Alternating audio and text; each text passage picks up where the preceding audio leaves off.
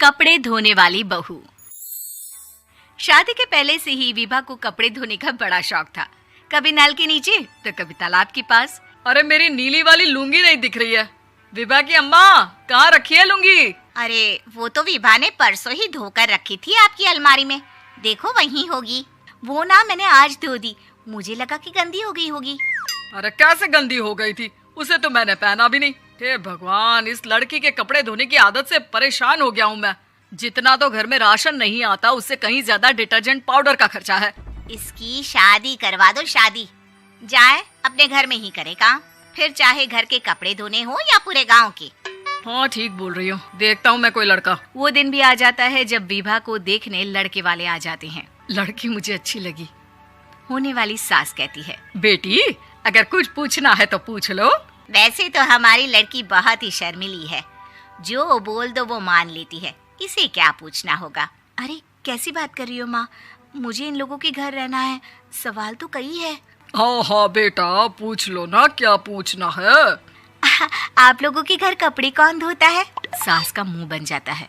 देखो, अगर तुम ये कहना चाहती हो कि तुम्हें कपड़े धोने नहीं आते तो सुन लो, कपड़े मैं ही धोती हूँ, लेकिन तुम्हारे आ जाने के बाद मैं रुमाल तक नहीं धोऊंगी। अरे चुप रहना भाग्यवान, बहू बेचारी घर आई नहीं, उसे डराना शुरू कर दिया। वो क्या है ना बिटिया, अभी तक तो ये कल्लू की माँ ही धोती थी, लेकिन अब तुम्हारे पापा तो दहेज में वॉशिंग मशीन देंगे ही। तभी विभा की माँ बोल पड़ती है, सवाल भी पूछा तो क्या। वैसे भाई साहब, मशीन की तो फिर भी कपड़े धोने की कैपेसिटी होती है। मतलब जो बिटिया दे रहे हैं ना विभा, इसे कपड़े धोने का बहुत शौक है। ये आप लोगों के क्या, आस पड़ोस गांव मोहल्ले सबके कपड़े धो दे और उफ तक ना करे। बाहर देखा नहीं आपने कितने कपड़े सूख रहे हैं? सब हमारी बिटिया ने ही तो धोए हैं। बस भी करो ना माँ, शर्म आ रही इतनी तारीफ सुनकर। और तो और एक दाग निकाल कर दिखाओ तो मान जाऊं। हाँ अच्छा अच्छा, माफ करना बेटा, मैंने गलत समझा। हमें तो रिश्ता बहुत पसंद है। और ऐसे जुड़ जाता है रिश्ता कपड़े धोने का शौक रखने वाली विभा का। उसकी शादी हो जाती है कोयला फैक्ट्री में काम करने वाले कल्लू के साथ। शादी के बाद अचानक विभा चिल्लाती हुई सास के पास आती है। सासू माँ, अरे सासू माँ कहाँ है आप? ये तो धोखा है, धोखा दिया आप लोगों ने मुझे। इसे ससुर के चक्कर के बारे में पता चल गया।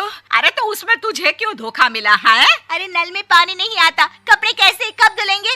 अच्छा अच्छा, तू पानी नहीं आ रहा उसकी बात कर रही है। तो आपने क्या सोचा? कुछ नहीं। अच्छा, तेरी माँ ने कहा था कि कपड़े धोने का शौक है, तुझे याद आया मुझे। शौक शौक बोलकर कपड़े धोने वाले मेरे जुनून को कम ना आके सासू माँ, कपड़ा धोना मेरा गुरूर है।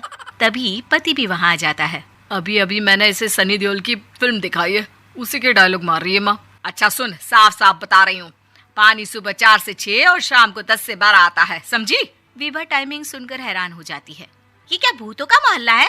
सुबह 4 बजे उठकर कौन कपड़े धोता है? 4 बजे टंकी में पानी जाता है, फिर सारा दिन धोना ना, किसने मना किया?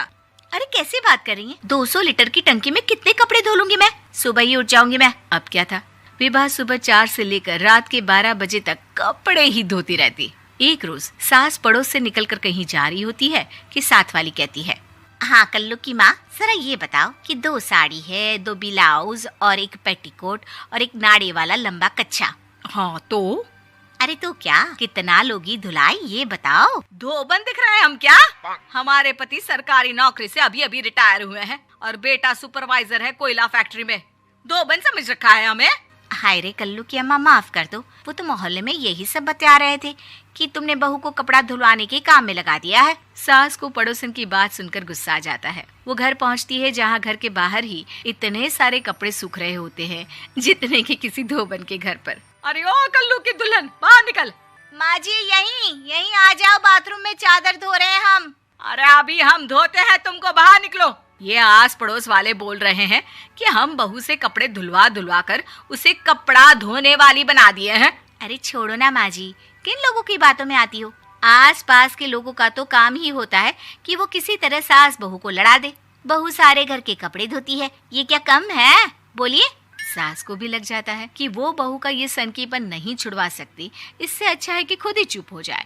एक रोज सास और बहू मंदिर जाते हैं, जहाँ सास की साड़ी वहाँ खड़ी भीख मांगने वाली से मिलती है। माँ जी क्या बात है, आपकी साड़ी उस भिखारन से कितनी मिल रही है ना? हाँ हाँ, देखो तो दोनों की साड़ी मिल रही है। क्या बात है कल्लू की अम्मा, तुम खुद को तो अफसर की बीवी बताती हो और ऐसी सिंपल सी प्लेन साड़ी पहनकर घूमती हो। सिंपल और प्लेन नहीं है ये साड़ी। तो क्या सोने के धागे से फूल बने हैं? कुछ भी सासू माँ, कुछ भी। हाँ, बने थे इस साड़ी में सोने के धागे से फूल। मेरे पति लेकर आए थे मद्रास से स्पेशली मेरे लिए 10,000 की। ताहे भाई साहब इस भिखारन के लिए भी सेम टू सेम साड़ी लेकर आए होंगे 10,000 की। सास उस वक्त तो कुछ नहीं कहती, लेकिन बहू के साथ घर आती है और अलमारी से एल्बम निकाल कर लाती है। ये साड़ी देख रही है, ये वही साड़ी है जिसे मैंने अभी पहना था। इस साड़ी में ये जो चमकदार फूल दिख रहे हैं ना, ये सोने के धागों से काढ़े गए हैं। लेकिन तू लोकल वॉशिंग मशीन ब्रश से घिस घिस कर सारे फूलों को निकाल कर साड़ी प्लेन कर दी। मुझे माफ कर दीजिए सासू माँ। और तो और, जब मैंने तुझे तेरी गलती के लिए कुछ नहीं कहा, लेकिन तूने तो सबके सामने मेरा मजाक ही बना दिया। क्यों? बहू को समझ में आ जाता है कि अब से उसका कपड़े धोना बंद।